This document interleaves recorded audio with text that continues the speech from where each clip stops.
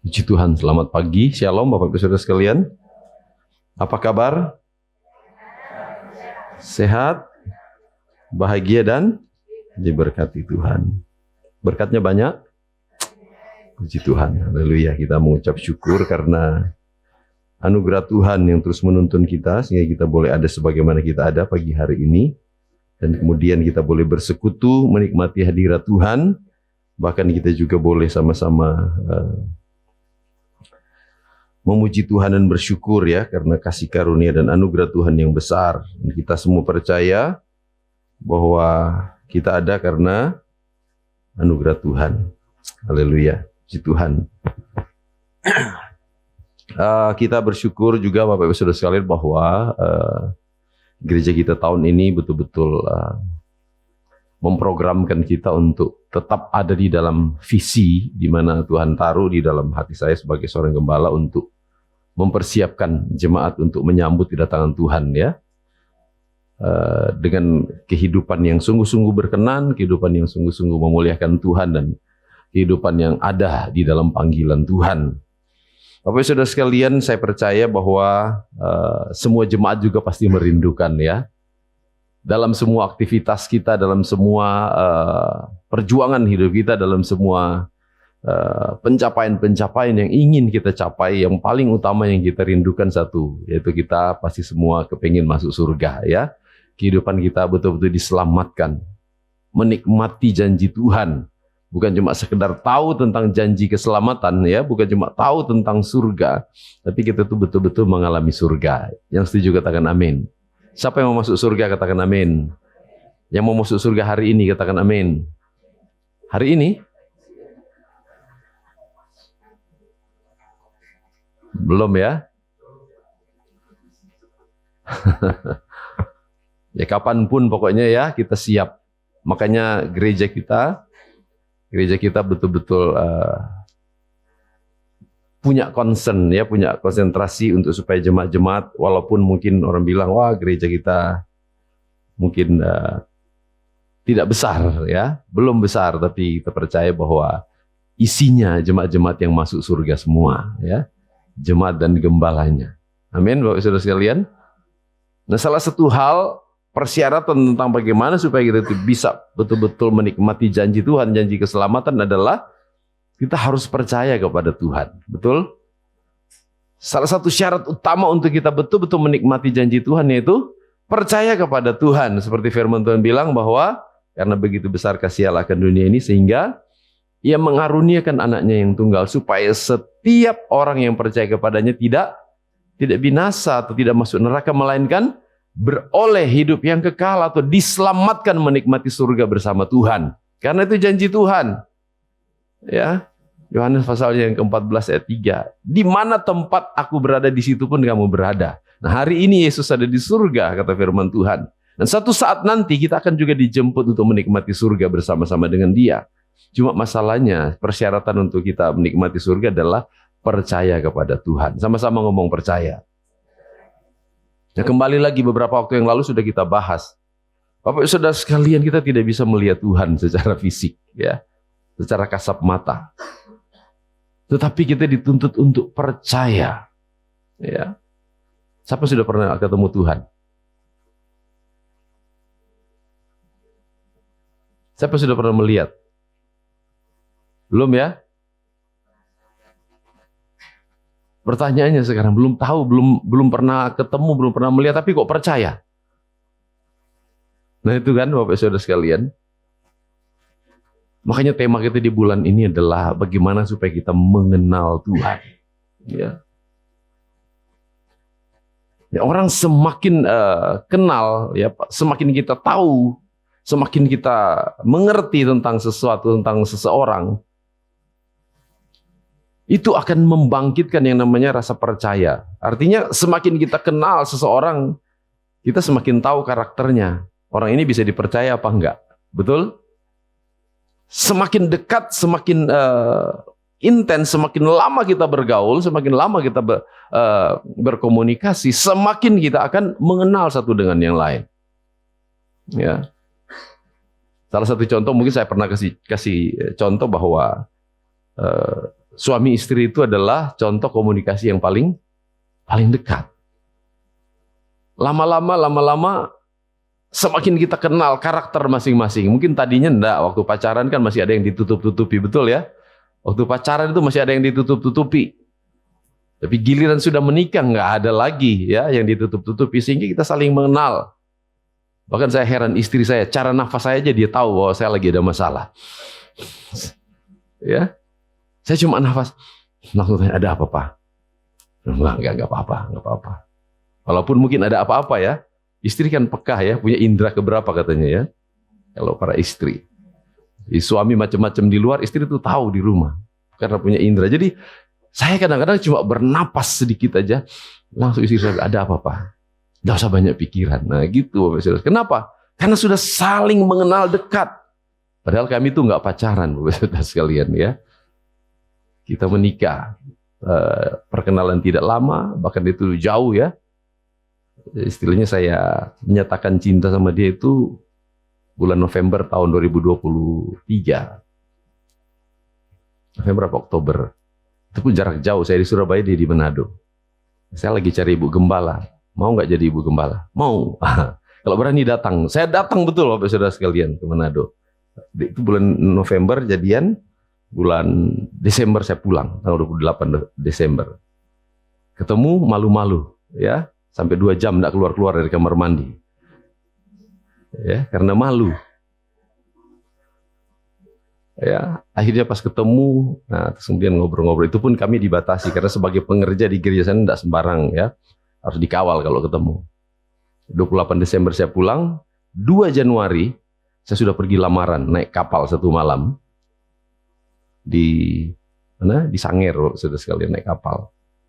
Bayangkan saya waktu lamaran juga parah saudara sekalian ya, karena saya bawa kakak senior untuk melamar dengan harapan dia yang ngomong. Papa saya, mama saya sudah persiapan karena rencana cepat menikah. Tanggal 11 Januari harus menikah. Jadi kami lamaran dengan kakak senior. Orang tua saya tidak ikut karena harus naik kapal. Berangkat giliran mau lamaran Bapak Saudara sekalian, kakak senior saya nggak berani ngomong. Kamu aja yang ngomong. Sudah gemetar dia. Karena lihat ternyata dipikir lamaran kan cuma beberapa orang. Ini hampir satu kampung Bapak Saudara sekalian ya. Karena keluarga besar. Akhirnya grogi. Akhirnya saya lamar Bapak Saudara sekalian. Saya bilang, saya atas nama diri sendiri, saya mau menyatakan, seru Bapak Saudara sekalian ya. Bayangkan cuma pertemuan kilat langsung lamar sendiri lagi. Atas nama diri sendiri, orang-orang langsung pada tunduk ketawa loh. Atas nama diri sendiri ya. Saya punya niat baik, saya mau supaya jalinan hubungan ini ke jenjang yang lebih lanjut. Walaupun saya sadar bahwa saya ini tidak punya apa-apa, saya cuma punya 2 hektar. Itu saya ngomong. Tahu 2 hektar apa itu? Perjanjian lama dan perjanjian baru. Ya. Akhirnya menikah, Bapak Saudara sekalian. Ya, nggak begitu kenal. Terus kemudian akhirnya umur juga beda jauh, beda 10 tahun. Latar belakang budaya berbeda. Ya, tapi apa? Ya seperti kita mempercayai Tuhan, iman. Yang penting saya percaya saya pasti masuk surga. Saya berani menikah, puji Tuhan sampai hari ini. Umur usia pernikahan kita itu sudah 20 tahun. Ya. Kenapa? Karena semakin intens, semakin saling mengenal, saling mengerti satu dengan yang lain. Saudara, ya jadi ya seperti itu. Nggak usah ngomong, kadang-kadang cuma kode aja sudah ngerti, betul ya? Ya, nanti Mas Yonatan juga gitu ya sama Mbak Ica ya nanti. Biasanya masih ngomong, tolong bikinin minum, tolong bikinin makan. Lama-lama cuma, wah istri sudah tahu berarti kepengen minum suamiku, gitu ya. Seperti itu. Jadi semakin dekat, semakin melekat, semakin kita tuh saling mengenal. Maka firman Tuhan katakan bahwa pengenalan kita akan Tuhan itu harus bertumbuh. Dari awal sejak kita percaya Tuhan, sampai hari ini harusnya terus pengenalan itu akan semakin bertumbuh. Semakin kita mengenal Tuhan, semakin kita cinta Tuhan. Harusnya begitu Bapak Saudara sekalian. Amin. Semakin lama kita mengenal Tuhan, semakin kita mencintai Tuhan. Mari kita buka Alkitab kita Bapak Saudara sekalian. Hari ini tema khotbah saya adalah mengenal Tuhan melalui ciptaannya. Ya. Sebelum kita bahas Alkitab, mengenal Tuhan, Bapak Saudara sekalian, untuk mengetahui Tuhan memang sulit kita menjangkau dengan akal pikiran ya. Tetapi minimal ada beberapa teori Bapak Saudara sekalian yang kita bisa pelajari untuk mengenal Tuhan. Tuhan itu menyatakan diri, bukan kita yang berusaha, tapi Tuhan yang menginisiatif dirinya untuk memperkenalkan Dia bagi manusia. Karena manusia tidak mungkin Bapak Saudara sekalian untuk mengenal Dia ya secara benar. Makanya Dia datang dengan apa? Dengan cara Dia menyatakan dirinya, artinya mungkin dengan istilah lain, Dia mewahyukan lewat pewahyuan. Ya. Yang mungkin kalau di bahasa teologi ada beberapa hal tentang pewahyuan. Yang pertama, wahyu umum. Umum itu artinya apa? Dia menyatakan dirinya secara umum lewat apa? Lewat ciptaan. Ya. Jadi lewat ciptaan itu bisa mengenal, kita bisa mengenal Tuhan. Pastikan ketika kita melihat ciptaan ini kita mesti punya pikiran, waduh, siapa ya yang membuat dunia itu jadi seperti ini? Ketika kita melihat manusia kita juga bertanya bagaimana ya kita diciptakan ya. Pasti ada yang menciptakan, tidak terjadi dengan sendirinya. Jadi itu bicara tentang wahyu umum. Allah dikenal lewat ciptaan dan karyanya. Yang kedua adalah wahyu khusus. Dia menyatakan dirinya lewat apa? Lewat firman. Ya. Lewat firman kita tuh bisa mengenal Tuhan. Lewat apa lagi? Lewat apa? Komunikasi secara pribadi, ya. Seperti contoh misalnya Musa dengar suara Tuhan, Samuel bisa dengar suara Tuhan. Itu adalah wahyu khusus. Nah, hari ini Bapak Saudara sekalian kita akan belajar tentang mengenal Tuhan melalui ciptaannya. Mari kita buka Alkitab kita. Ada beberapa ayat yang akan kita baca. Pertama di dalam Mazmur pasal 104.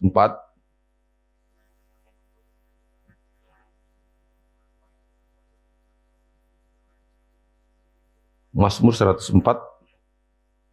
ayat 24 dan 25 kita akan lihat di situ.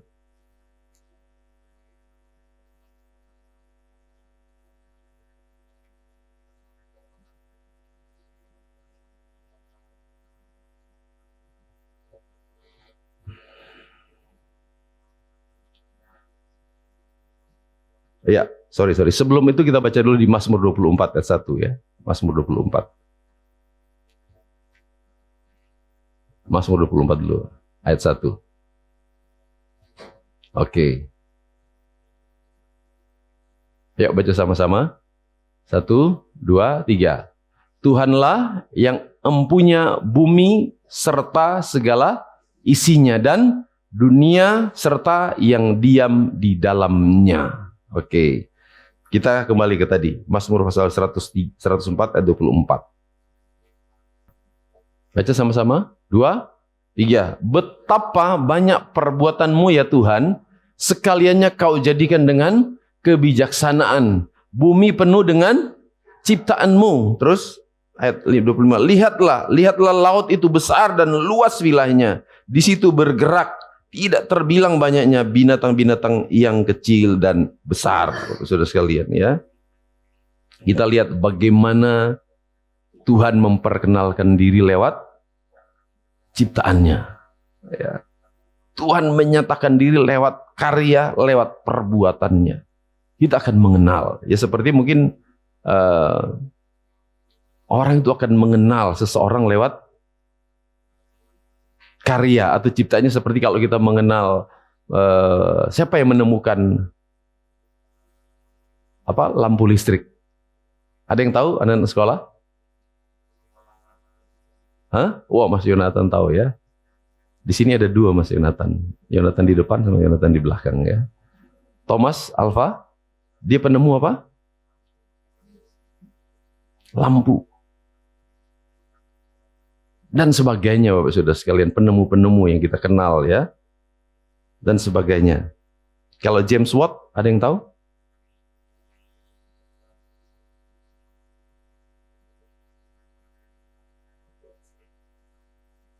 Mesin uap ya.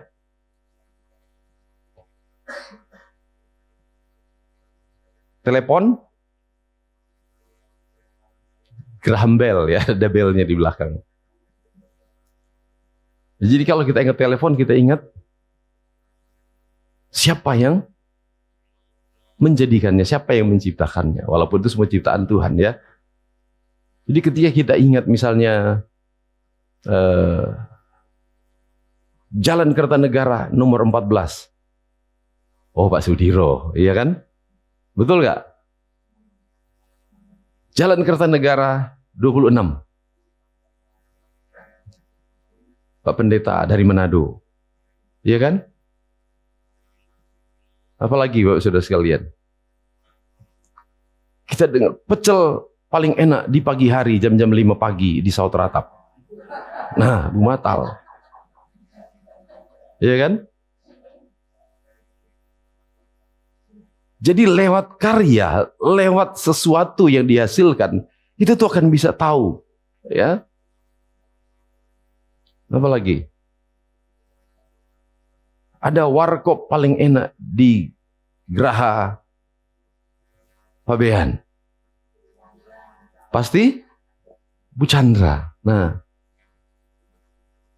jadi Bapak Saudara sekali lagi, ketika kita melihat atau ketika kita mengamati ciptaan, ya, di situ juga kita akan bisa mengenal Tuhan, Bapak Saudara sekalian. Ya. Kita akan tahu Tuhan itu seperti apa lewat semua karyanya. Masih ingat Bapak Saudara sekalian apa yang diciptakan oleh Tuhan? Hari pertama Tuhan menciptakan apa? Apa? Langit dan bumi. Hari pertama, ingat? Memang pada mulanya Allah menciptakan langit dan bumi. Tapi hari pertama Tuhan menjadikan terang dan memisahkan terang itu dari gelap. Jadi itu ciptaan Tuhan. Jadi terang ini kalau kita lihat terang, gelap itu ternyata ciptaan Tuhan.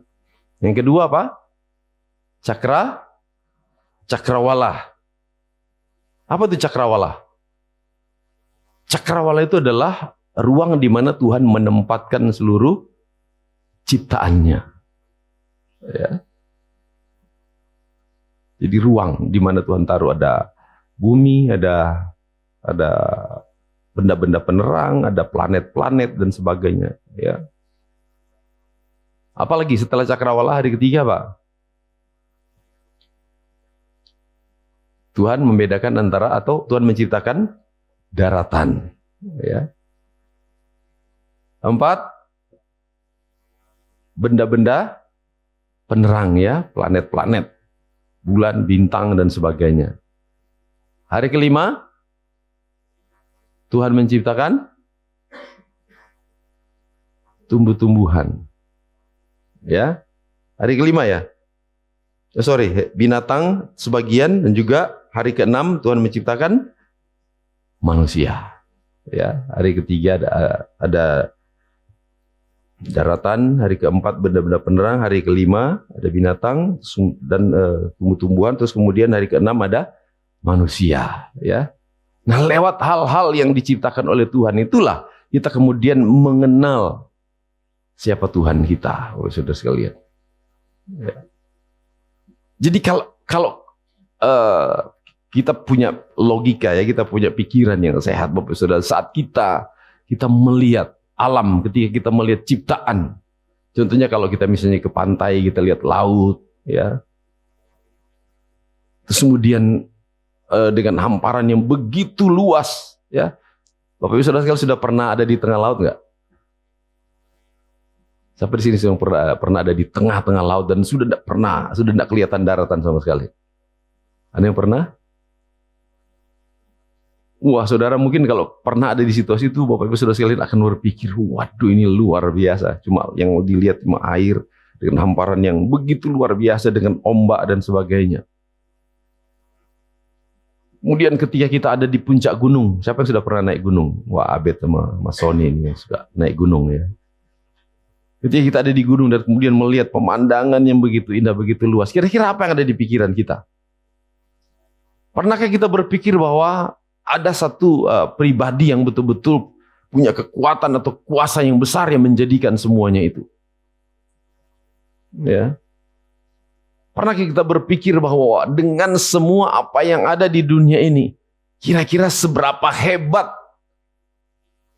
sang maestro, sang mahakarya, dengan mahakarya yang luar biasa yang dia ciptakan. Belum lagi kerumitan-kerumitan, misalnya kita lihat ada apa yang ada di dalam perut bumi, ada apa yang di bawah laut, ya. Saudara, pernahkah kita berpikir bahwa betapa Tuhan itu adalah Allah yang penuh dengan kekuatan, Allah yang penuh kuasa, penuh dengan kehebatan. Ya.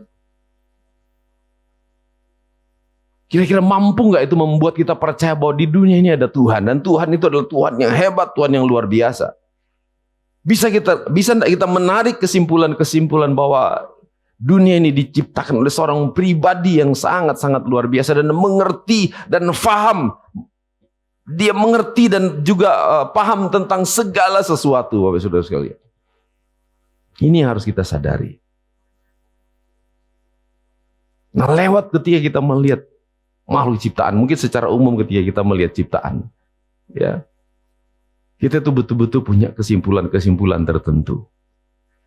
Siapa yang percaya bahwa Tuhan kita adalah Tuhan yang hebat?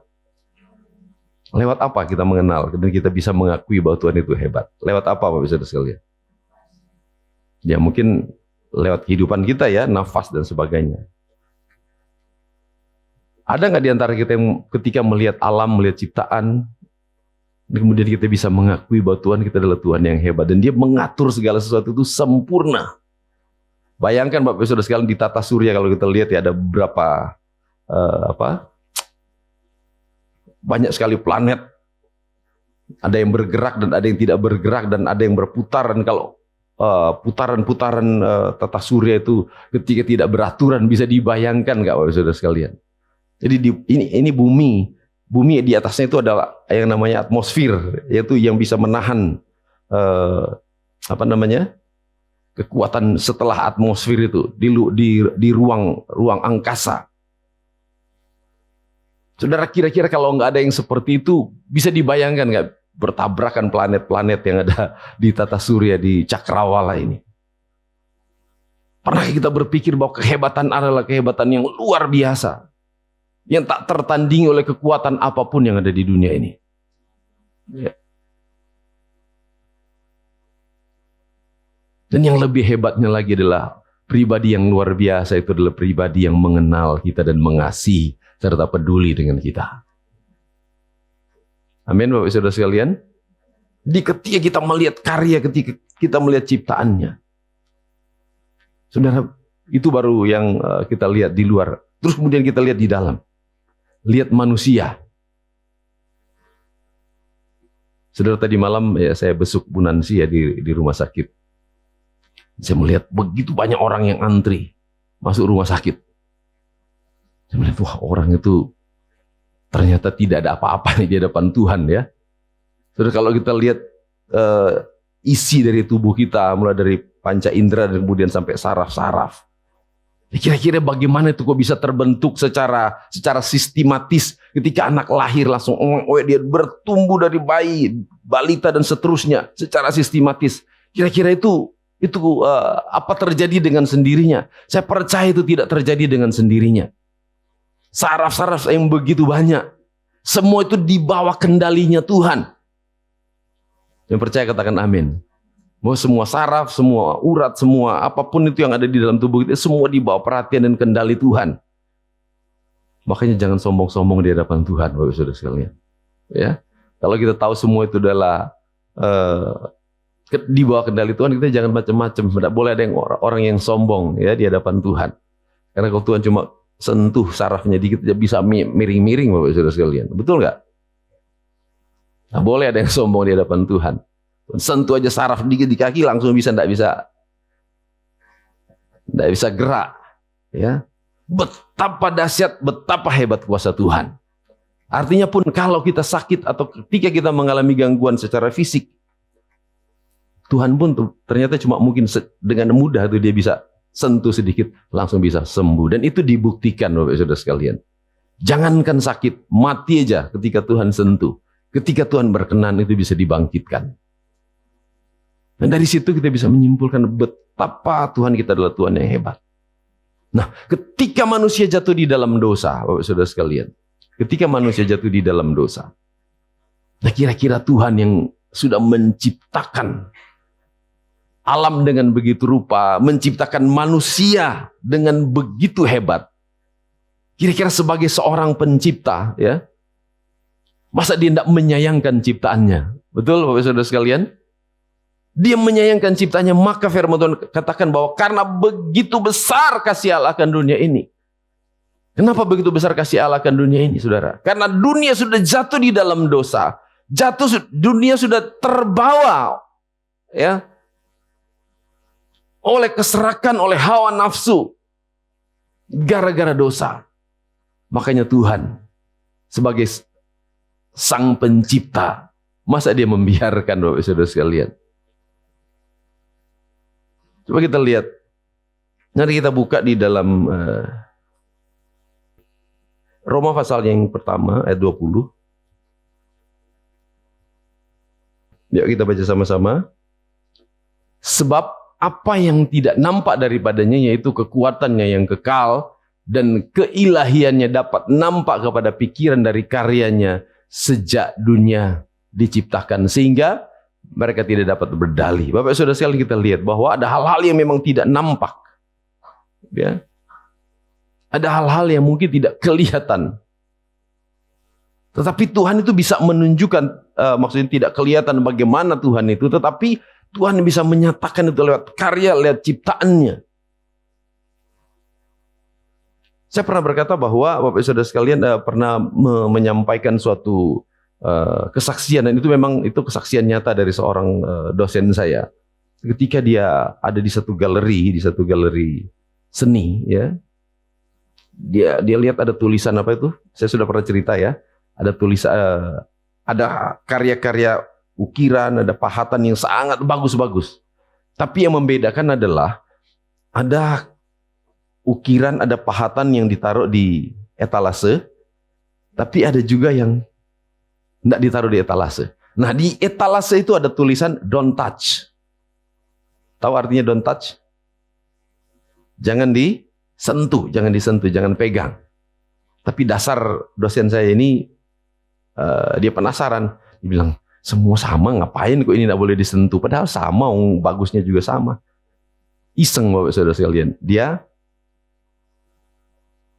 ternyata pegang, dia sentuh, dia coba, dia sentuh. Dan akhirnya apa yang terjadi? Alarm itu bunyi waktu dia sentuh. Terus tiba-tiba ada satu sosok yang tiba-tiba dengan muka yang dingin, dia datang menghampiri Pak Pendeta, namanya Pak Pendeta Dolfi, ya, itu adalah dosen saya. Pak, Bapak bisa baca tulisan itu? Oh bisa Pak, bisa, katanya dosen saya. Bapak tahu artinya? Oh tahu. Loh, Bapak tahu artinya kok Bapak melanggar? Nah, saya penasaran Pak, katanya Pak Pendeta Dolfi. Bapak ini sudah jelas-jelas ada tulisan, berarti tidak boleh. Bapak ini sudah melanggar. Memangnya Bapak siapa? Nah, terus kemudian si Pak Dolfi ngomong, saya pendeta Pak, katanya. Oh, untung Bapak pendeta, katanya. Loh kenapa emang Pak?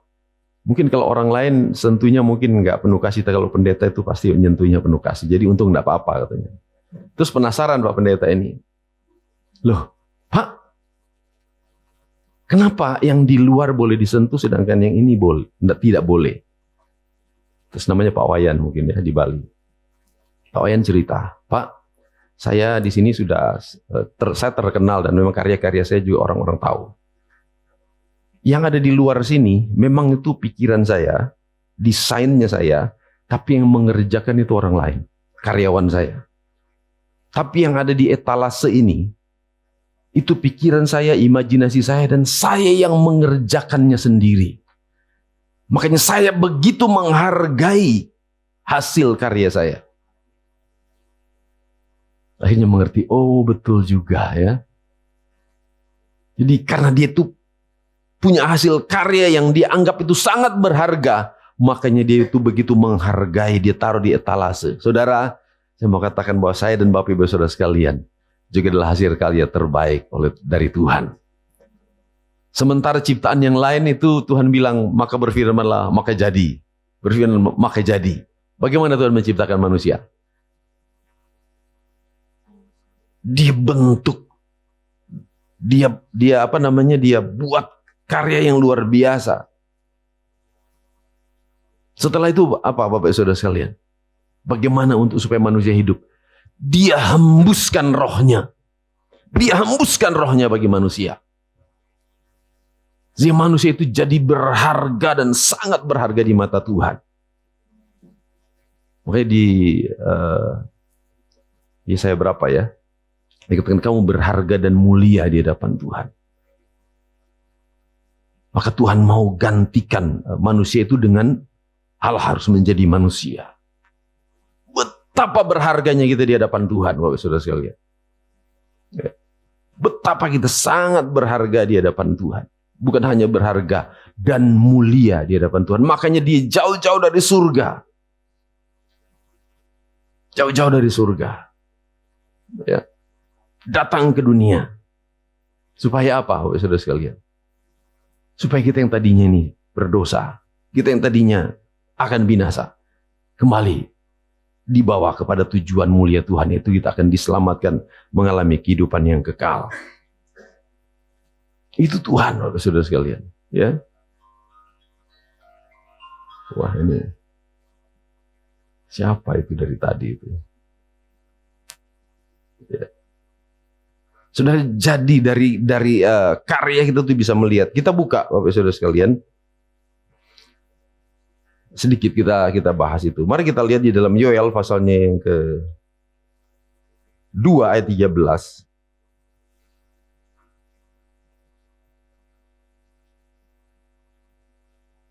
Jadi dikatakan bahwa dia itu begitu hebat, begitu luar biasa dengan kekuatan kuasanya, ya.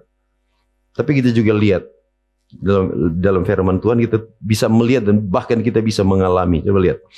Yoel pasal 2 ayat 13. Koyakkanlah hatimu dan janganlah pakaianmu. Berbalilah kepada Tuhan Allahmu sebab Ia pengasih dan penyayang, panjang sabar dan berlimpah kasih setia dan Ia menyesal karena hukumannya, Bapak Saudara sekalian. Jadi kita tuh bisa mengenal Tuhan, kita bisa mengenal Allah lewat karya ciptaan, dan kita juga bisa menyimpulkan betapa Tuhan kita adalah Tuhan yang penyayang, pengasih, panjang sabar dan berlimpah kasih setia. Itu ayatnya sama dengan Mazmur pasal 86 ayat 15, bisa ditampilkan. Mazmur 86 ayat 15.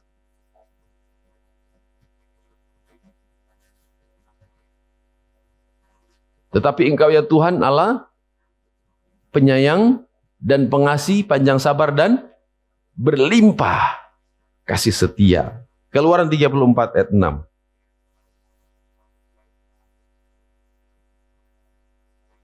Keluaran 34 ayat 6. Mari sama-sama kita baca. Berjalanlah Tuhan lewat dari depannya dan berseru, Tuhan, Tuhan, Allah penyayang dan pengasih, panjang sabar, berlimpah kasihnya dan setianya.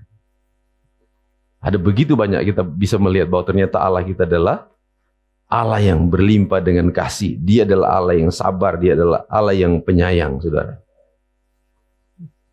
Nah, kita perlu mengenal Tuhan, kita perlu mengenal Dia, supaya apa, Bapak Saudara sekalian? Ada beberapa hal di sini. Yang pertama,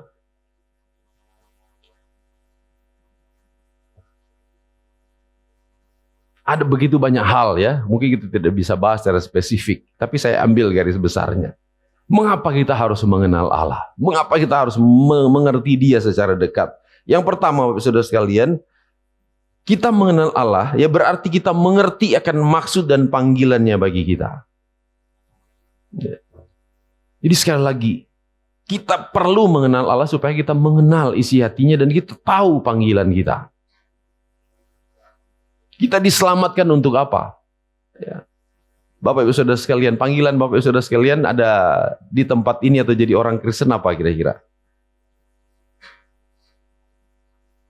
Apa Bapak Ibu Saudara sekalian? Panggilan kita?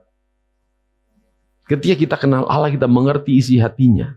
Supaya ketika kita diselamatkan, kita juga harus tahu kita punya tanggung jawab apa yang harus kita lakukan saat kita diselamatkan. Ingat Bapak Saudara sekalian, beberapa waktu yang lalu kita sudah belajar tentang panggilan surgawi dalam hidup kita. Ya, di dalam Filipi pasal 3 ayat 14 katakan bahwa dan berlari pada tujuan untuk apa?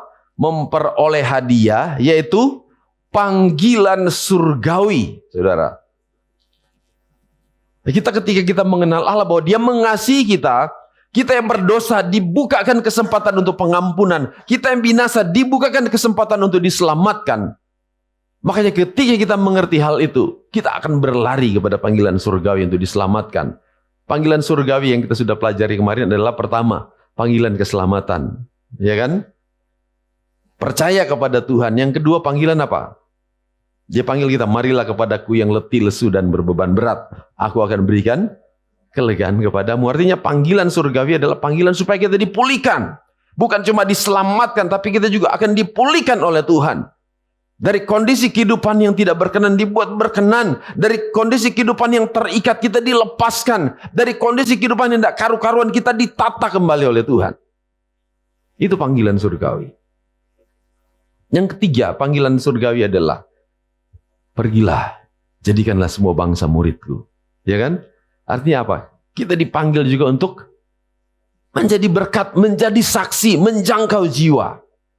Nah itu perlu, Bapak Saudara sekalian, kita mengenal Allah supaya kita mengerti panggilan kita.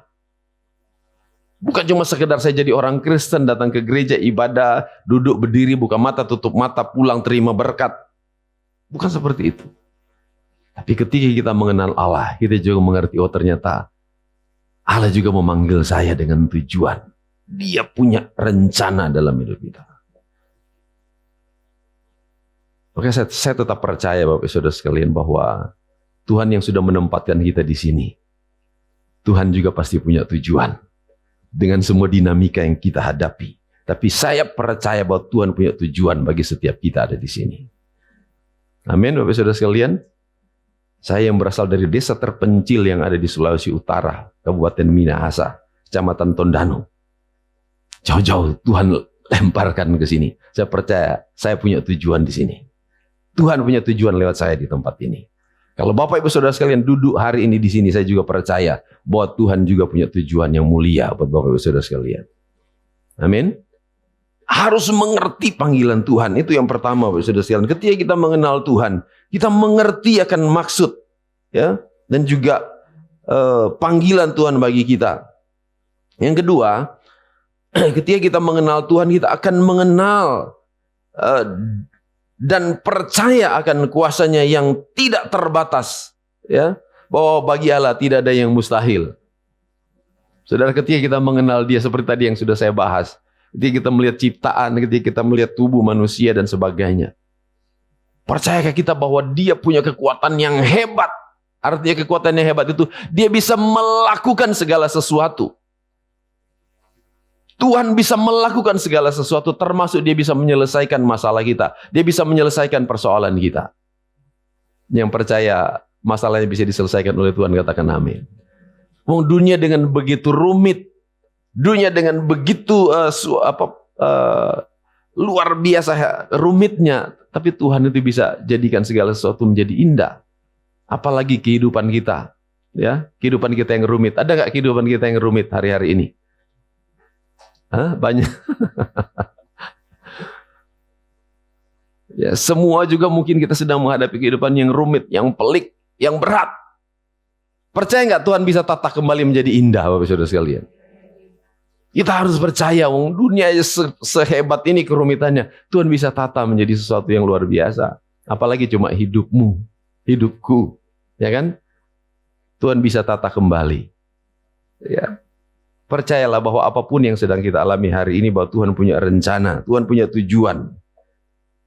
Akan kita sadari itu ketika kita betul-betul bisa melihat, waduh, karya Tuhan itu luar biasa. Saat kita mengenal Allah. Itu yang kedua. Yang ketiga,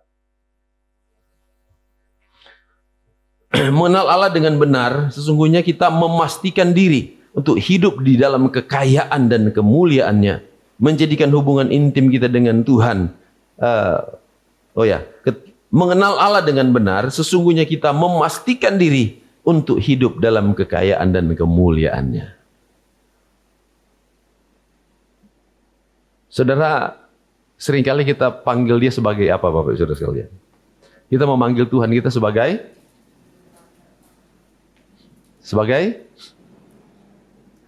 Gus Dur pernah ngomong, ini ngomongnya Gus Dur ya.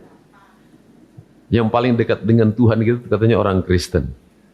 Betul ya? Kenapa? Ada yang lain panggil Om, ada yang panggil apa? Kalau kita panggil Bapak. Ya, itu omongannya Gus Dur. Berarti yang paling dekat itu kita, Bapak Saudara sekalian. Dan bahkan firman Tuhan katakan bahwa kita ini adalah ahli waris. Jadi kita harus mewarisi kekayaan dan kemuliaan Bapa. Ya. Cuma kemarin kita juga bahas tentang ahli waris.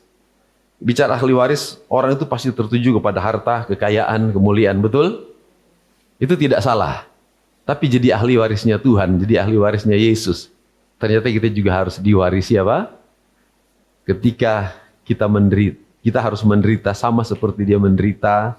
Ketika kita dimuliakan, kita juga ketika Yesus dimuliakan, kita juga akan dimuliakan. Jadi kita diwarisi kemuliaan, tapi kita juga diwarisi apa? Penderitaan. Jadi kalau kita mungkin mengalami penderitaan ringan, langsung ngomong, wah iki warisan, terima kasih Tuhan.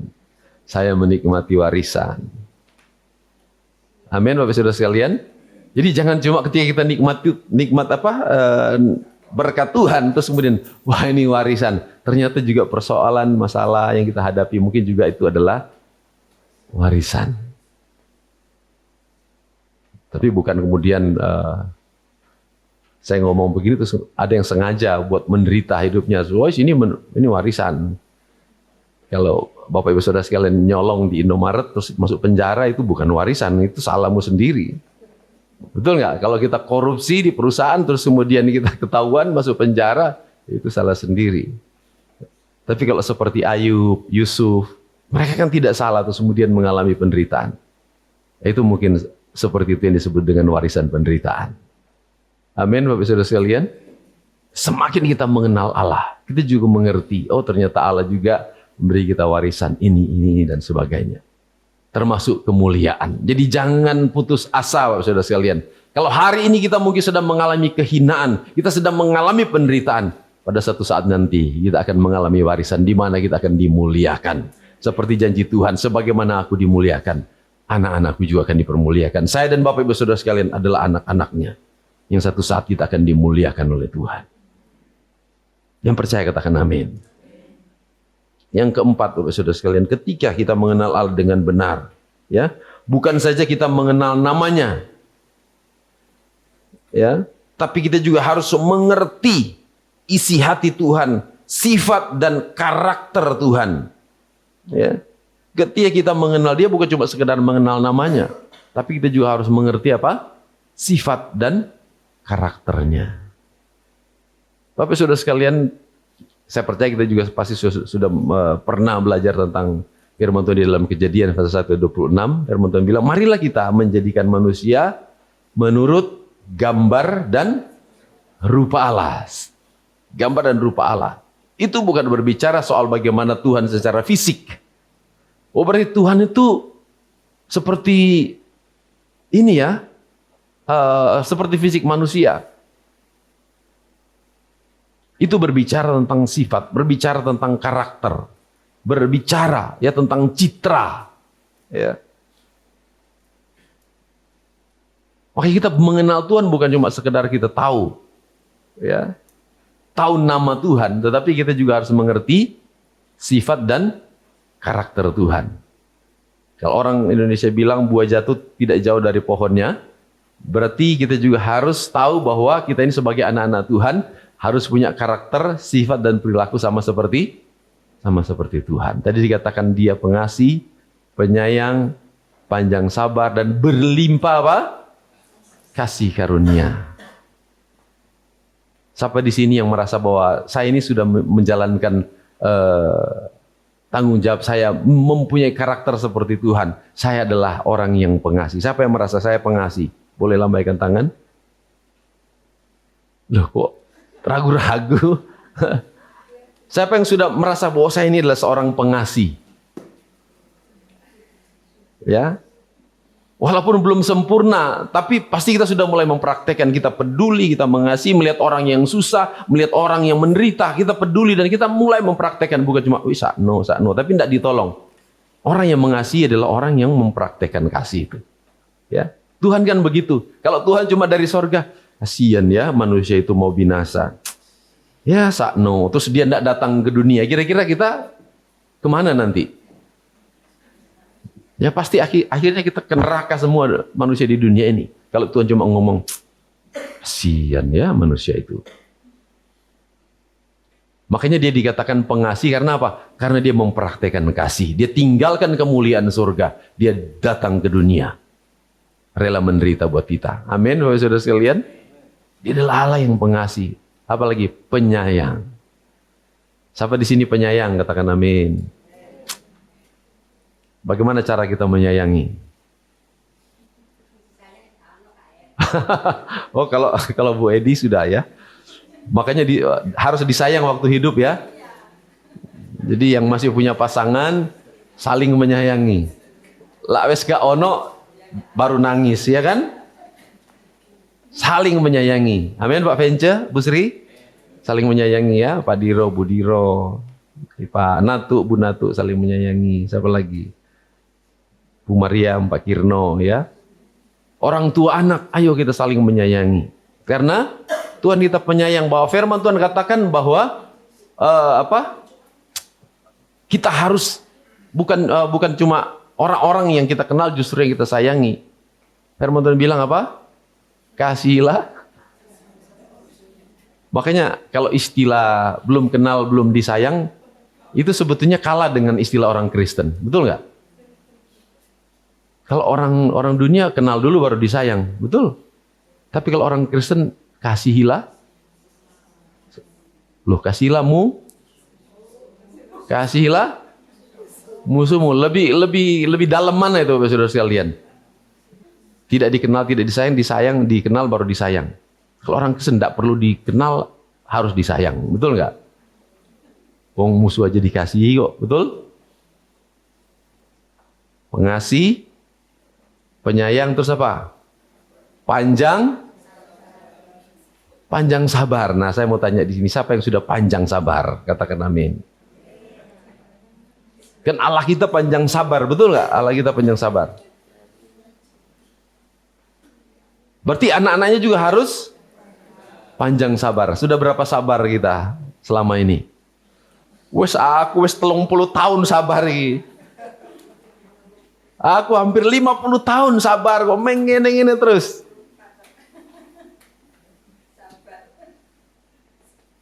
Tuhan Yesus itu sudah bersabar sama saya itu sudah mau 53 tahun. Tapi dia masih tetap sabar. Lihat, wah ini pendeta kok koyong ngene, gembala kok koyong ngene. Ya, mungkin, tapi Tuhan itu masih bersabar.